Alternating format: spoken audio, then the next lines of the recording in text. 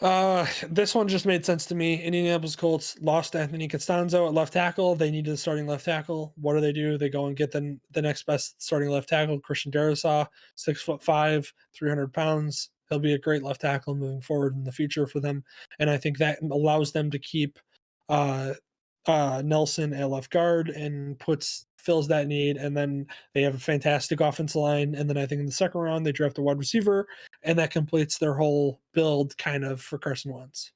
All Okay, right, I like it. Tennessee Titans have lost a bunch of corners. They lost to Dory Jackson. They lost Malcolm Butler because they cut him. They need a corner. Greg Newsome has a lot of hype going around him. He's a very, very talented corner, Big Ten Player of the Year. I think he could be the pick here. I don't know if they're going to pull the trigger on Greg Newsome. I don't know if they feel confident in doing that at 22 here, but they do need corner desperately, and he's the next best corner off the board. So I think that's where they go. Now, a guy that in my last mock draft I had going pretty high. I think I had him going like top 12. Gregory Rousseau.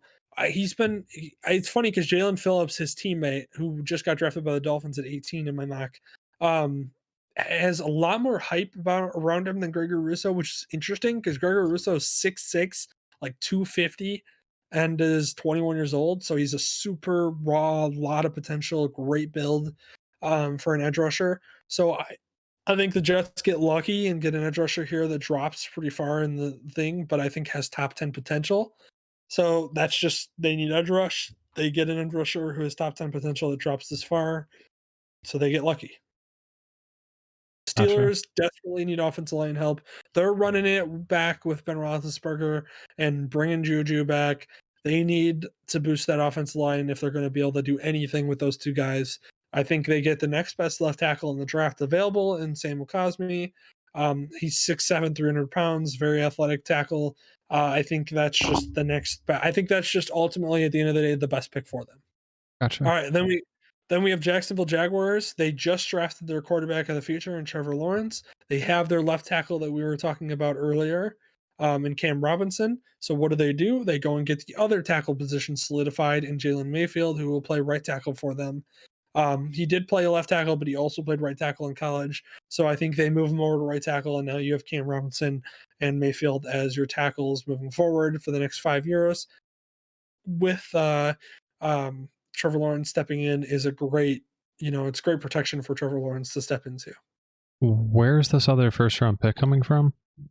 Oh, this is the Rams trade. This is the Jalen Ramsey. Oh, okay. Gotcha. 26, the Cleveland Browns, they need an edge rusher to go alongside Miles Garrett.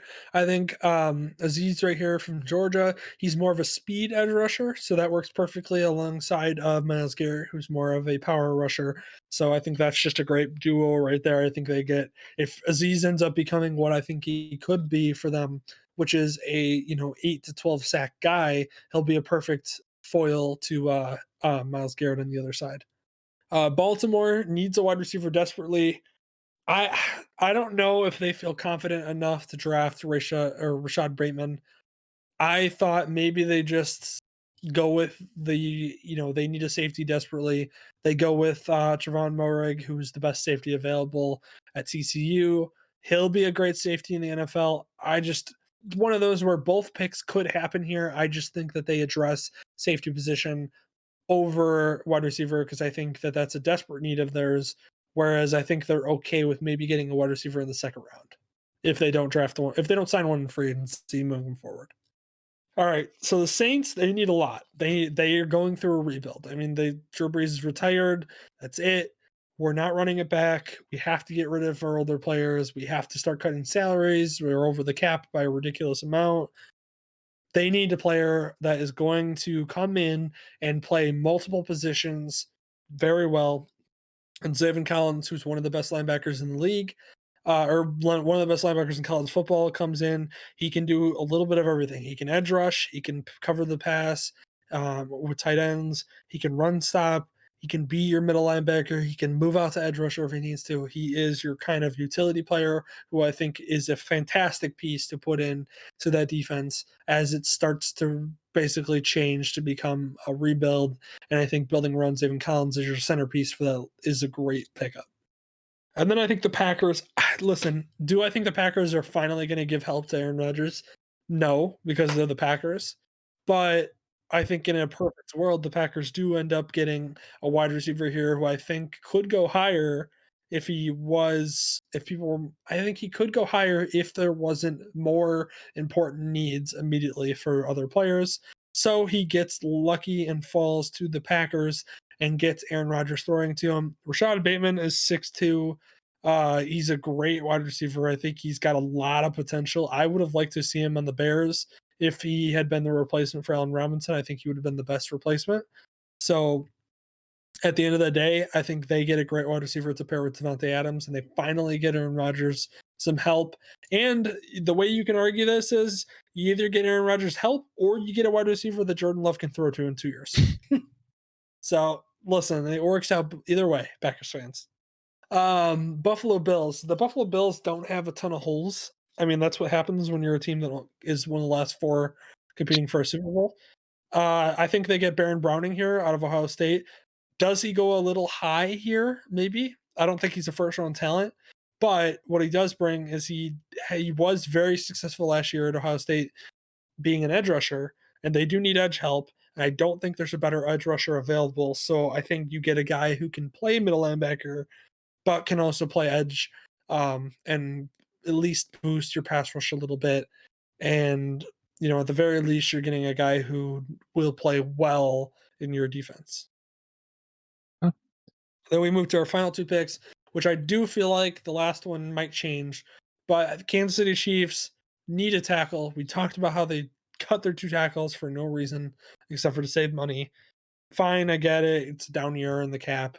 But what did they do? They replace it with Dylan Reduns out of North Dakota State. He's a guy that a lot of people are up on because yes, did he play at a lower division school and not one of the big five power conferences schools or whatever it may be? But he's a 6'7" mauler in the run game, and I think could develop, put a little bit more weight on. I think he's in like only 305 at 6'7", so he's pretty thin, but he'll put more weight on, put more muscle on. I think he can develop more in the pass rush, but I think he's a great left tackle to plug in for the next 4 years there for Patrick Mahomes because I think he's got a lot of upside and a lot of athletic ability to move around in that offense. Last but not least, Tampa Bay Buccaneers don't have a lot of holes. That's what happens when you win the Super Bowl and you bring everybody back and you have nobody leave. Um, I thought maybe they were going to let Ndamukong Suh walk to save a little bit of money, and that would then spark them to need a guy who was going to replace him in Christian Barmore, who I think would be the perfect replacement. I'm not so sure now. I don't know off the top of my head who I think would go there then. I'd have to look at their needs again and everything, but I mean, maybe they still go Christian Barmore at the end of the day, and that's why they're only signing Sue for 1 year is because they want to get somebody for the future. I don't know. It just to me, this is what made sense when Ndamukong Suh wasn't signing. I don't know if it still does, but if it still does, this is the best player for them. So this is where I have him going. Huh. And that is my mock 2.0.